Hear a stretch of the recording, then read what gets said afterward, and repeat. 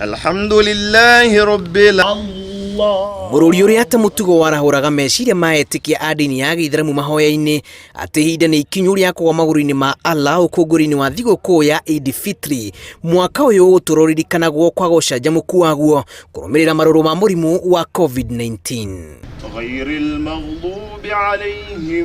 Hakika kama safari hii hatukuswali tukiwa pamoja, tunatoka asubuhi mapema, tunakwenda kiwanjani, tunakumbatiana na wenzetu. Safari hii hata hakuna kukumbatiana hata na jamii. Ibada ni chakula cha roho. Ibada ndio usalama, ndio amani. Ifikirie juu ya misikiti yetu, juu ya makanisa yetu, juu ya majumba yote ya ibada. Hii hali ya vikwazo imeleta taathira kubwa sana katika hali ya maisha. Etĩkia a Aithiramu magĩkinyanagĩria mũthia wa ihinda rĩa mweri mũtheru, mĩrango ya mĩthigiti bũrũri-inĩ nĩ ĩhingĩtwo, etĩkia magĩkĩrĩrwo mĩkana ya kũgĩa na ciũngano. Tafadhali sana watu wasitoke kwa nyumba, watu wasiende. Maabitha a borithi marĩrithwo gũtigĩrĩra gũtirĩ mũndũ wakorwo ciũngano-inĩ cia mũingĩ ũkũngũĩri ũyũ ũgĩthiĩ na mbere.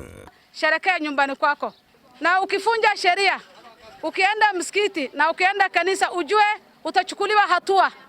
Serikali wako jonjo, sisi tuko jonjo. Kweli Ramadhani hii imekuwa kidogo na changamoto kwa maana hatukuweza kwenda misikitini kuswali sala ya tarawih na sala ya tahajjud ile siku 10 ya mwisho. Biceha ukiri munene ehumbĩte mĩthigiti ya mũciĩ mũnene wa Nairobi na kũrĩa kũgũragwo nyama cia gũkũngũĩra mũthenya ũyũ gũkũihũria nyama nĩ kwaga agũri. Soko yetu vile unaona nyama zinakaa kama ingekuwa zamani hapa kungejaa, customer wangekuwa wengi, wa Somali, watu wa kila aina unaona.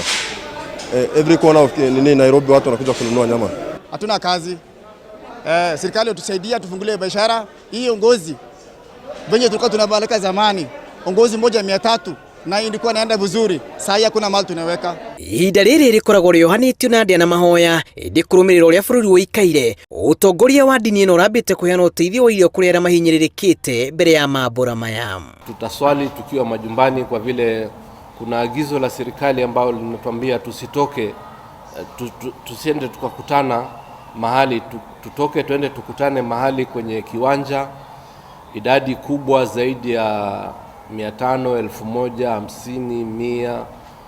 Mpaka sasa idadi ambayo inakubalika ni isizidi watu 7 mpaka 15.